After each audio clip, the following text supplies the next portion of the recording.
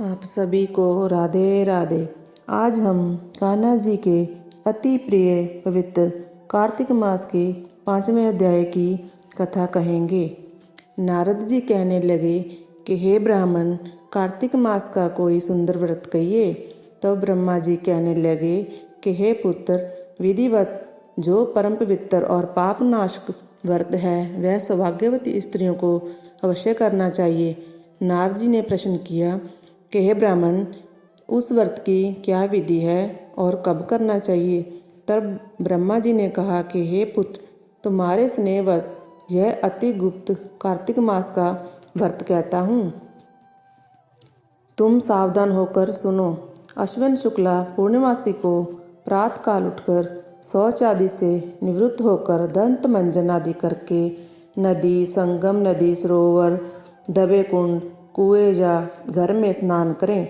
व्रत के एक दिन पहले से सिर ना धोएं तथा व्रत करने वाले दिन विधि पूर्वक स्नान करके पवित्र मन से विधाता का स्मरण करें तथा व्रत का संकल्प करें और यह कहें कि हे जगत के कर्ता, आप मेरे पति की रक्षा कीजिए, मेरी संतान की वृद्धि कीजिए। मंत्र पढ़कर सूर्य को प्रणाम करें और सुंदर वस्त्र तथा आभूषण आदि धारण करें। दिन के समय भोजन ना करें, ना ही जल पिएं, अर्थात भजन आदि में सारा दिन बिता दें। ब्रह्मा जी कहने लगे कि हे पुत्र, शाम को हमारा पूजन चांदी के पात्र में दूध डालकर करें।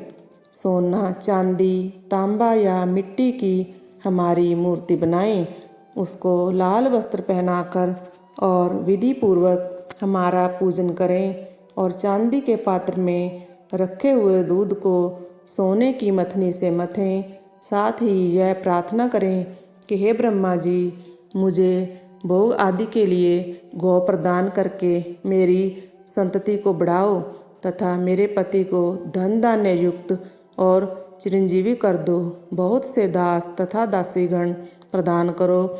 इसके पश्चात ब्राह्मण को भोजन कराएं और कुल के वृद्धों तथा वृद्धाओं को स्वादिष्ट पकवान से तृप्त करें और स्वयं भी तारों को देखकर भोजन करें। यह अश्विन शुक्ला पूर्णमासी को ब्रह्मा जी का नक्त व्रत होता है।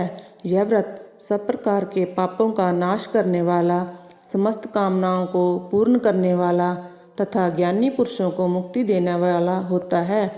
भगवान जप तप तथा तीर्थ स्थान से इतने प्रसन्न नहीं होते जितने इस व्रत से प्रसन्न होते हैं। जो ब्रह्मा जी के आगे इस दिन कपूर जलाता है उसको बड़े बड़े वृक्षों तथा गोदान का फल मिलता है तथा उसके कई कुल बैकुंठ को प्राप्त होते हैं।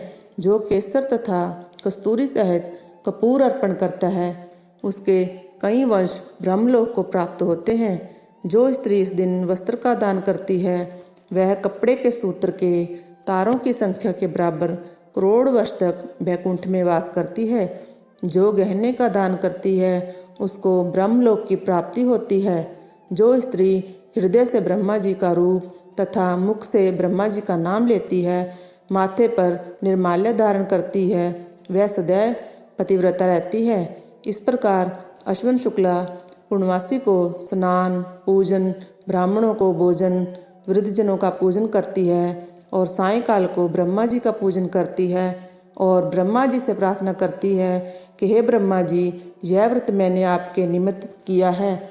इसमें यदि किसी प्रकार की कोई कमी हो तो उसको आप पूरा कर लेना।